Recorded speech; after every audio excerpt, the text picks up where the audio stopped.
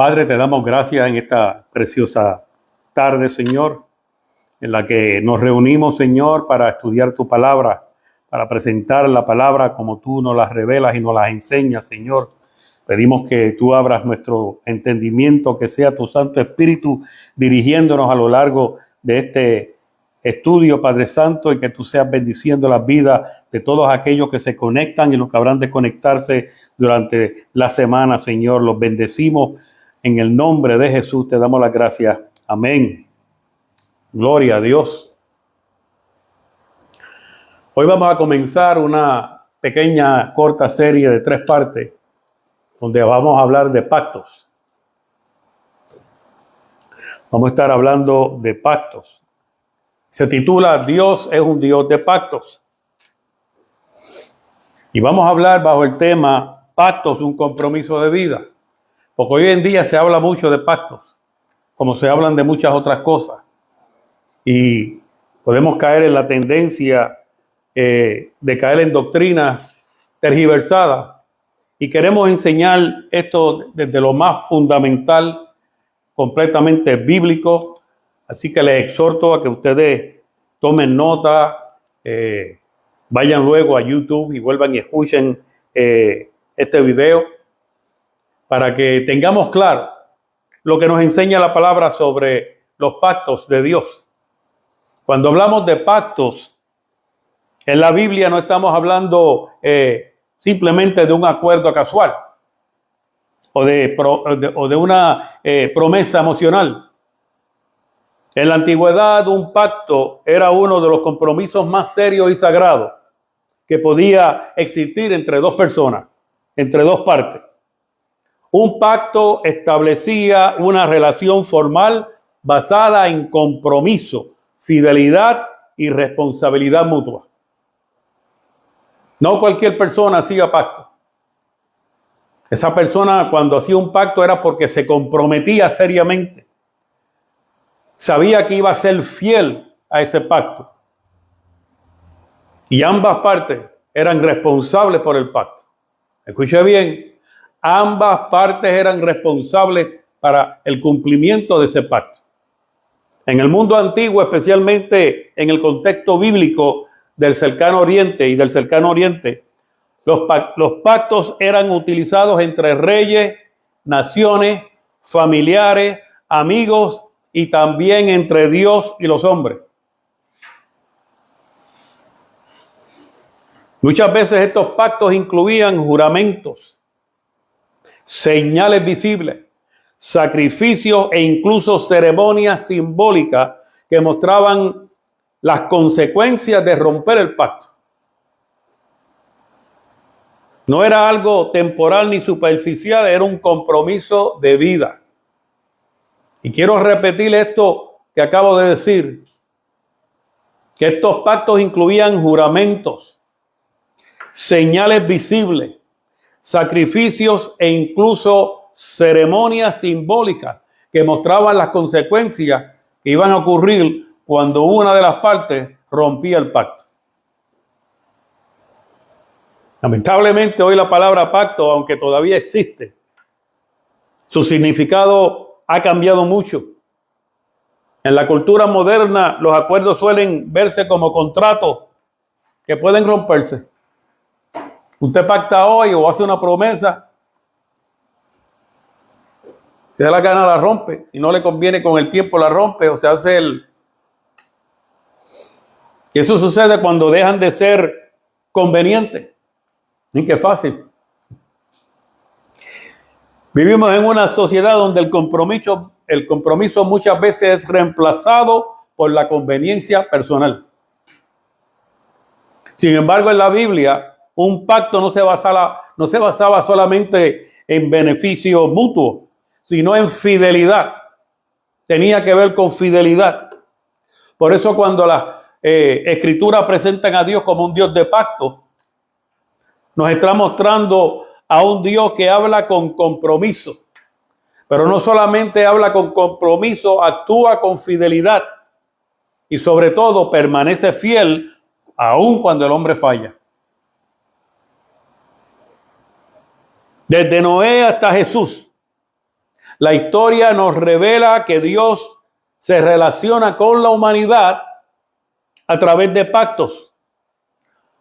Y esto lo que muestra es su gracia, su propósito y su fidelidad eterna. Hoy en día se hablan mucho, hay muchas denominaciones que hablan de que estamos en la dispensación de la gracia. Pero si Dios es un Dios de gracia, yo quiero que usted entienda que cuando creó el mundo, lo creó por pura gracia. De manera que desde la creación estamos en la gracia de Dios. Fuimos creados por pura gracia. Los pactos de Dios han sido por su gracia.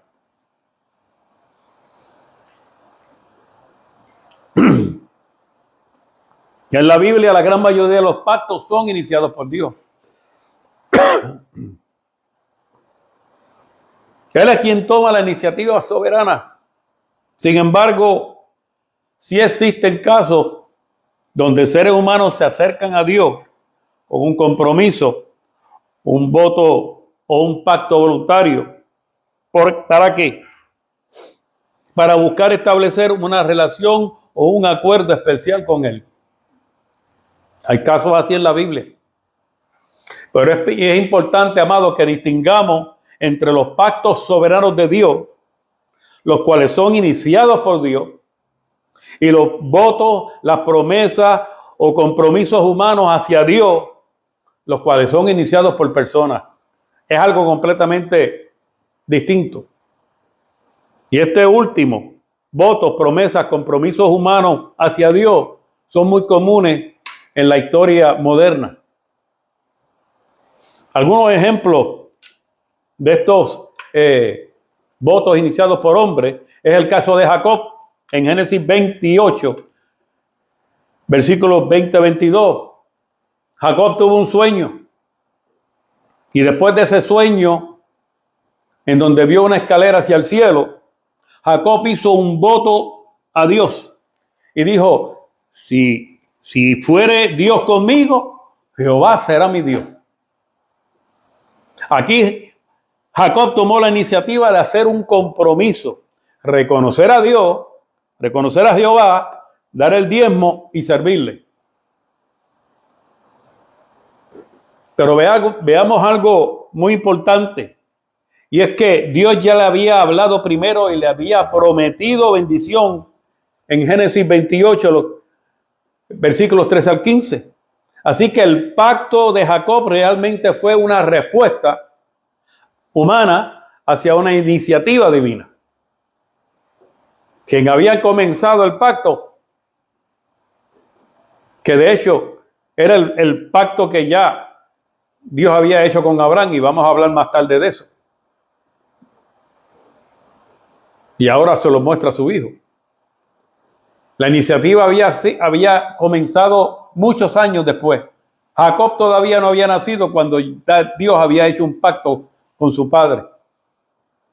El caso de Ana, en 1 Samuel 1:11. Ana hizo un voto. La pobre mujer llevaba años y años y años porque era estéril. Y estaba frustrada. Y ella le dijo: si dieres a tu sierva un hijo, yo lo dedicaré a Jehová. Ella fue quien inició el compromiso voluntariamente. No fue un pacto nacional o redentor como los de Abraham o Moisés, sino un voto personal. El caso de Jefte en Jueces capítulo 11, versículo 30 al 31. Hizo un voto antes de la batalla.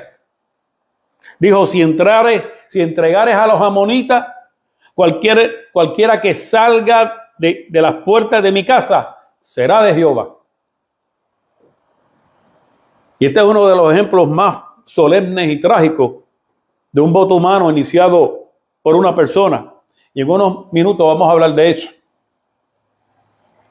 El pueblo de Israel en el Sinaí, en esos 19:8, dijeron: todo lo que Jehová ha dicho, haremos. Aunque el pacto mosaico fue iniciado por Dios, fue el pueblo el que voluntariamente aceptó entrar en esa relación de pacto. El caso de Josué y el pueblo en Josué 24:24.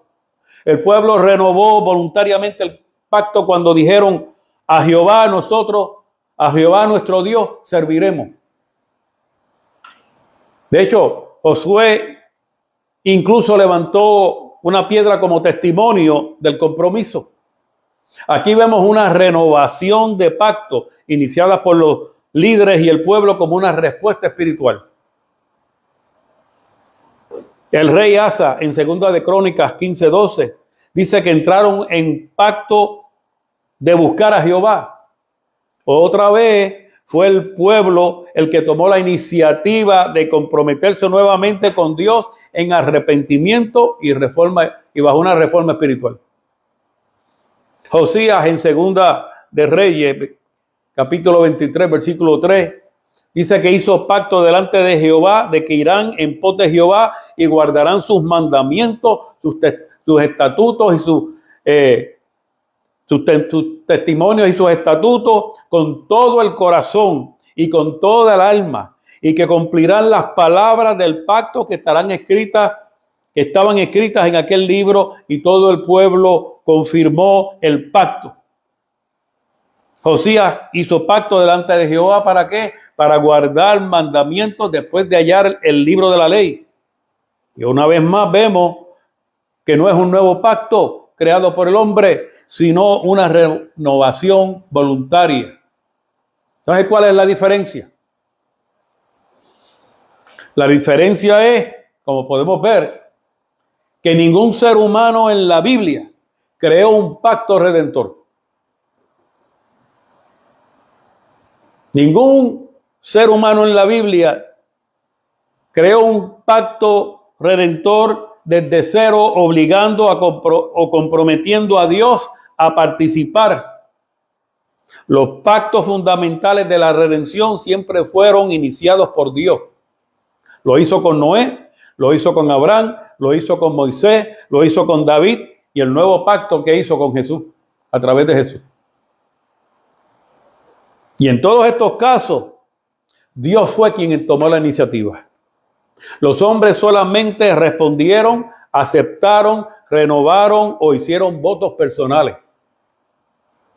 Este patrón es bíblicamente importante porque muestra que tanto la salvación como el pacto nacen de la gracia de Dios, no de la iniciativa humana. Escuche bien eso. Grábase eso bien en la mente.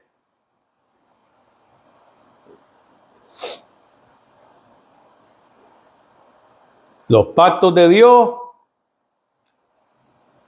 la salvación, nacen de la gracia de Dios, no de la iniciativa humana. Vamos a hacer una pauta y vamos a hablar de Jefté. ¿Me acuerdan que yo dije que iba a hablar algo de Jefté?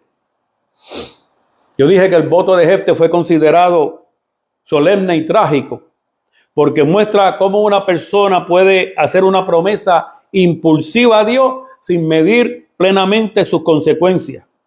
Y ese relato se encuentra en Jueces capítulo 11, los versículos 30 al 40, y no vamos a entrar allí. Jefté dijo, y Jefté hizo voto a Jehová diciendo: si entregares a los amonitas en mis manos, cualquiera que saliera de las puertas de mi casa a recibirme, cuando regrese victorioso de los amonitas, será de Jehová y lo ofreceré en holocausto. Mira qué barbaridad. Vaya allí. Acabo de citar el capítulo 11 de Jueces, los versículos 30 al 31. ¿Y sabe cuál fue el problema, amado? Él dice que el primer aprontado que salga por la puerta, que le iba a ofrecer en sacrificio a Jehová. Se le iba a dar a Dios en sacrificio. No una vaca, no un becerro, no, una persona. ¿Sabe quién fue la primera que salió? Su única hija. ¿Qué te parece, pastor? Su única hija fue la que salió. ¿Por qué fue solemne? Porque Jefté no estaba jugando con Dios. Él habló seriamente, invocando el nombre de Jehová antes de entrar a la batalla. Es importante que entendamos que en el contexto antiguo, un voto delante de Dios era considerado sagrado y comprometedor. De manera que él abrió la boca y fue el que se comprometió con Dios. Pues Dios no lo mandó a hacer ese pacto. Por eso que Eclesiastés capítulo 5, versículo 4 al 5, refleja el principio al decir, mejor es que no prometas y no que prometas y no cumplas. No jurar su santo nombre en vano. Jefté entendía que hablar delante de Dios era algo serio. Ahora, ¿por qué fue trágico? Porque el voto fue precipitado, innecesario y posiblemente basado en una comprensión deformada de la relación con Dios, como ocurre muchas veces hoy en día. Dios nunca le pidió ese voto. De hecho, la ley condenaba los sacrificios humanos. Esto lo vemos en Deuteronomio capítulo 12, versículo 31. Ahora, muchos estudiosos creen que Jefté actuó influenciado por costumbres paganas de los pueblos vecinos, donde se intentaba negociar con los dioses mediante promesas externas. ¿Usted cree que eso sucede hoy en día?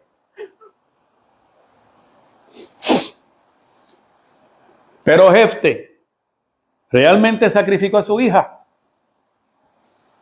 Aquí existen dos interpretaciones principales. Muchos creen que literalmente la sacrificó, porque el texto usa la palabra holocausto, que normalmente significa un sacrificio quemado. Además, el relato tiene un tono profundamente trágico y no menciona explícitamente que el sacrificio fuera evitado. Otros creen que no murió, sino que fue consagrada al servicio a Dios y permaneció virgen toda su vida.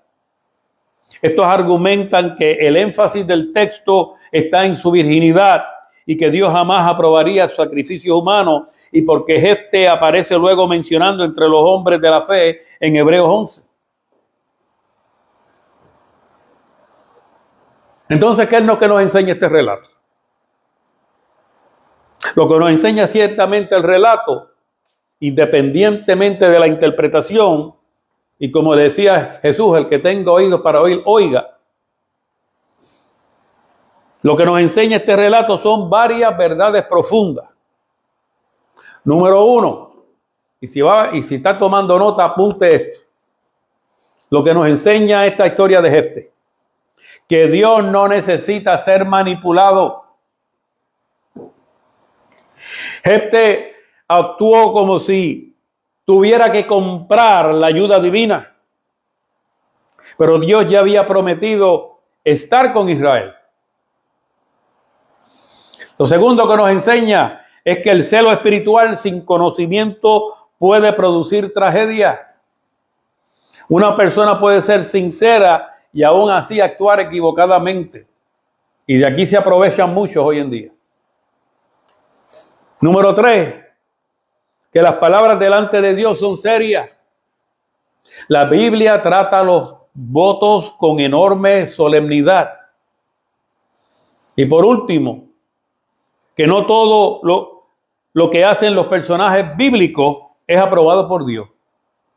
La Biblia muchas veces describe acciones humanas sin necesariamente justificarlas. El hecho de que algo aparezca en la narrativa bíblica no significa que Dios lo ha aprobado.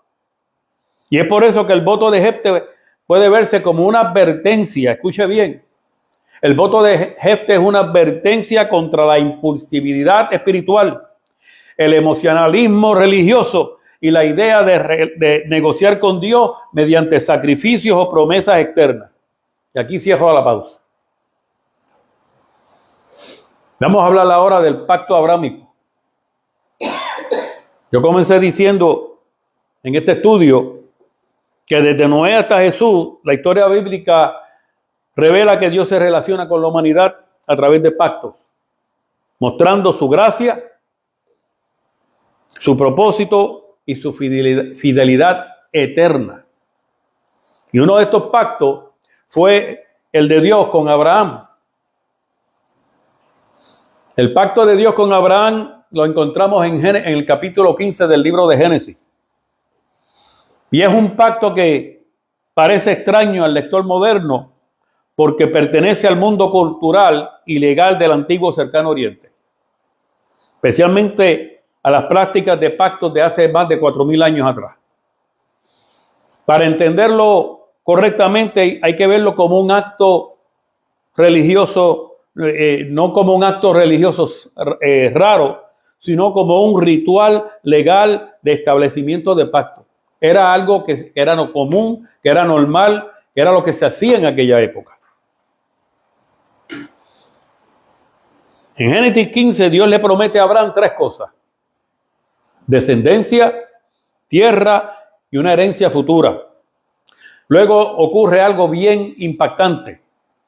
Abraham viene y corta animales por la misma mitad y coloca las partes una al frente de la otra. Y dice la narrativa que luego un horno humeante y una antorcha de fuego pasaron entre los animales partidos. Eso está en Génesis capítulo 15, versículo 17. Y usted se preguntará, ¿y qué fue eso? ¿Qué representa? Eso representa la presencia de Dios. Se describe la manifestación divina, o sea, una teofanía que sella el pacto entre Dios y Abraham. ¿Qué significa partir animales? En el antiguo cercano oriente, hacer un pacto frecuentemente implicaba sacrificar animales, dividirlos y caminar entre las partes.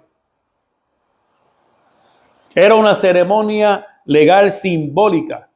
¿Sabes cuál era la idea? La idea era que me suceda a mí lo mismo que les sucedió a estos animales si yo rompo este pacto. Me partan por la mitad. Si yo te fallo a ti con este pacto que estoy haciendo, tú me matas y me partas por la mitad y caminas por el mismo medio mío. ¿Sabes lo que eso era? Eso era literalmente una automaldición. El lenguaje mismo refleja esto. En hebreo no se decía hacer un pacto. Lo que le decían era cortar un pacto. Karat berit. Porque el pacto estaba asociado al corte de los animales.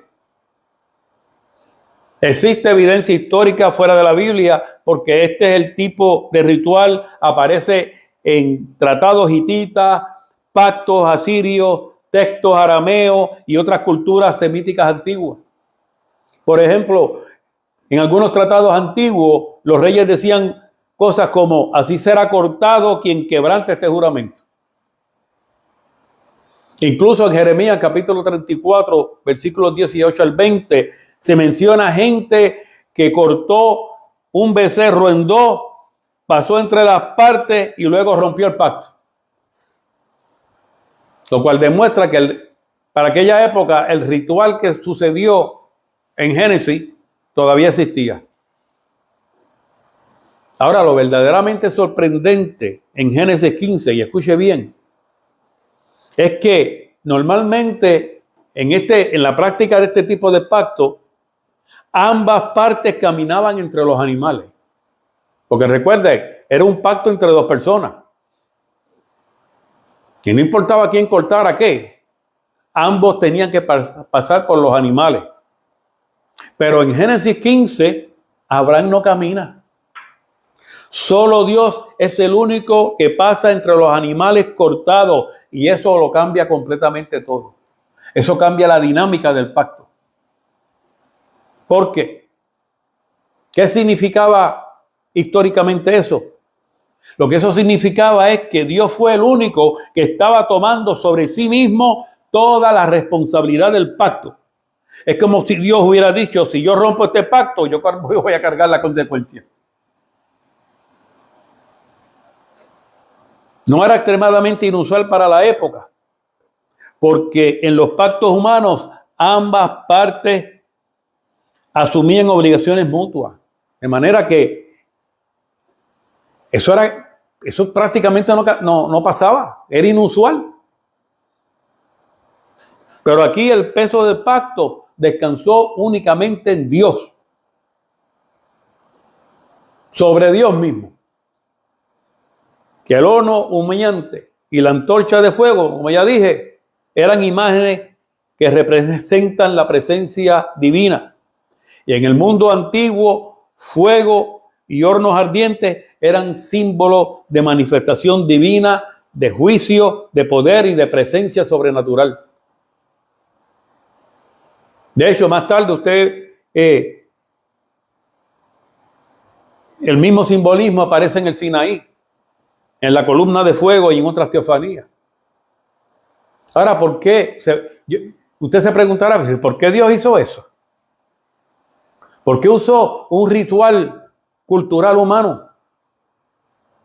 Porque Dios habló dentro del mundo cultural de Abraham, para que Abraham lo entendiera. Yo estoy seguro que anteriormente Abraham había experimentado este tipo de pacto como una persona fluyente en la comunidad.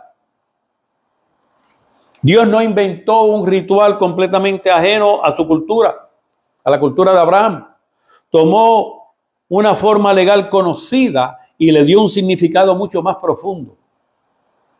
Y esto ocurre frecuentemente en la Biblia, en donde Dios usa un lenguaje humano, usa estructuras culturales y símbolos conocidos para revelar verdades eternas. Entonces, ¿cuál es la importancia teológica e histórica?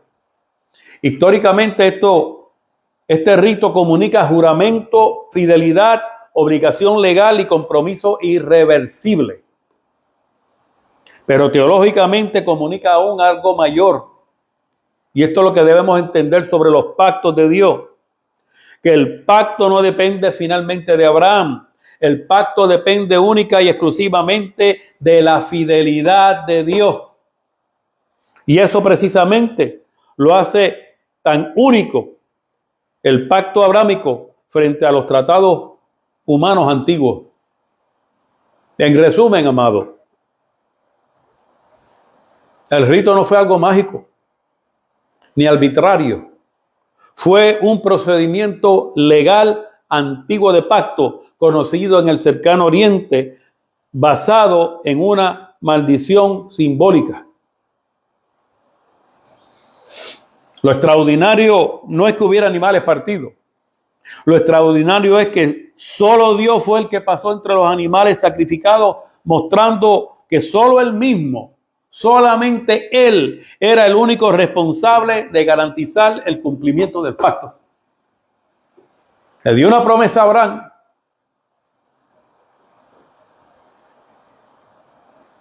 Le dio tremenda promesa. Y le dijo, y yo soy el responsable de que se cumpla.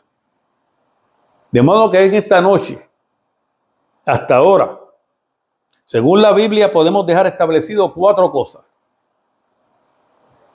Que los pactos nacen de la gracia de Dios, no de la iniciativa humana. Que dependen única y exclusivamente de la fidelidad de Dios. Y que solo Él es el único responsable de garantizar su cumplimiento. Y yo sé que van a haber 2 o 3 que están diciendo, está bien equivocado, varón, conéctese la semana que viene, porque esto no ha terminado. Porque sí, Dios era el responsable porque se cumpliera, pero eso no quiere decir que Abraham no tuviera responsabilidades para con Dios. No de que se cumplieran, pero tenía responsabilidades para con Dios. Y lo otro es que, como vimos en Jueces 11, 30 al 40, no debemos ser impulsivos espiritualmente, ni emocionalmente religiosos, ni intentar negociar con Dios mediante sacrificios o promesas externas. Amado, la próxima semana vamos a continuar con este tema y hablaremos en detalle sobre el pacto abrámico bajo el tema el modelo de gracia, elección divina y fidelidad de Dios. Y cómo este pacto encuentra su plenitud en Cristo. Dios te guarde, Dios te bendiga, Dios haga resplandecer su rostro sobre ti, ponga en ti su paz. comparte este video, dale like, compártelo. Y si quieres bendecir y alabar el nombre de Dios por medio de los diezmos y las ofrendas, lo puedes hacer por medio de la aplicación Cash App, al signo de dólares Cristo Rey IM. Nos veremos el domingo a las 9 de la mañana. Bendiciones.